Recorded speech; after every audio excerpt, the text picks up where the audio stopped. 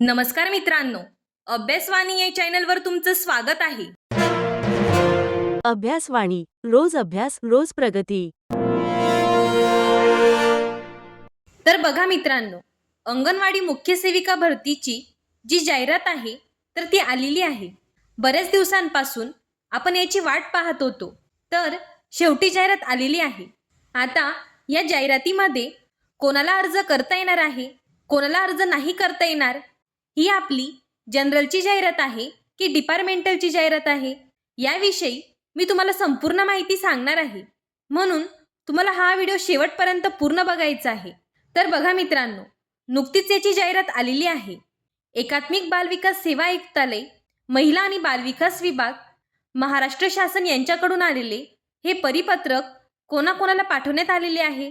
विभागीय आयुक्त महिला बालविकास, कोकण, पुणे, नाशिक, संभाजीनगर सगळ्या विभागांना पाठवण्यात आलेले आहे. विषय काय होता? अंगणवाडी सेविकातून मुख्य सेविका पदोन्नती कोट्यातील निवडीने. म्हणजे आता याच्यात दोन पद्धतीच्या जाहिरात होत्या. एक होती डिपार्टमेंटची जाहिरात आणि एक होती सरळ सेवेची जाहिरात. आता ही जी अपडेट आहे तर ही डिपार्टमेंटल संदर्भात आहे, परंतु सरळ सेवावाल्यांनी शेवटपर्यंत पूर्ण व्हिडिओ पाहायचा आहे, कारण याच्यात मी महत्त्वाच्या काही अनाउन्समेंट सांगणार आहे की ही सरळ सेवेची जाहिरात देखील कधी येऊ शकते.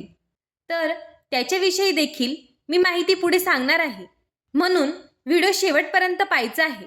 बघा, प्रमोशन कोट्यातील जे काही मुख्य सेविकेची भरती होती त्याच्या संदर्भात एक महत्त्वाचं परिपत्रक आपल्याला इथे पाहायला मिळतं. ठीक आहे, यांनी पुढे काय दिलंय ते मी सांगते. तर बघा, एकूण जागा असणार आहे 272. तर या 272 जागांमध्ये वाढ होणार आहे का?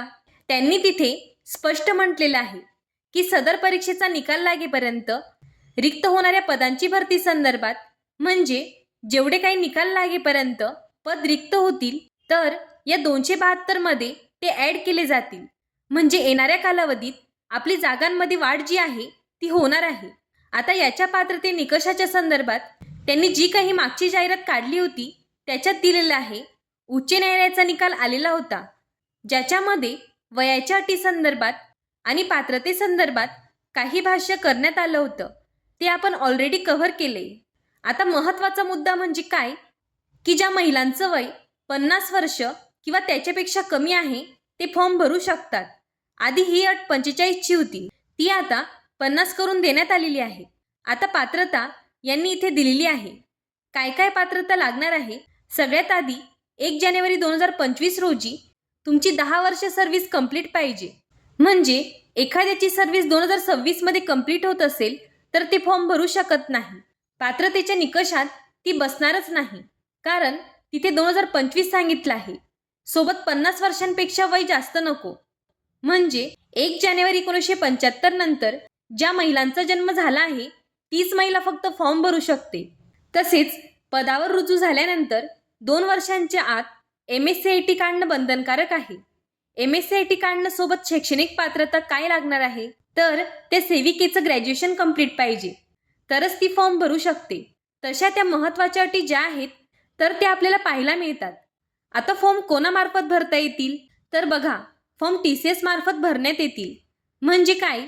तर परीक्षा ही TCS पॅटर्ननुसार होणार आहे. अर्ज 7 ऑगस्टपासून सुरू झालेले आहेत आणि ते चालणार आहेत 21 ऑगस्टपर्यंत. आता मित्रांनो, येणाऱ्या कालावधीत या दरम्यान ज्या काही परीक्षेसंदर्भातल्या अडचणी असतील तर तुम्हाला सगळ्या आपल्या याच चॅनलवर पाहायला मिळतील. हा व्हिडिओ उपयुक्त वाटला असेल तर चॅनलला लाईक, शेअर आणि सबस्क्राईब करायला विसरू नका. धन्यवाद. अभ्यासवाणी, रोज अभ्यास रोज प्रगती.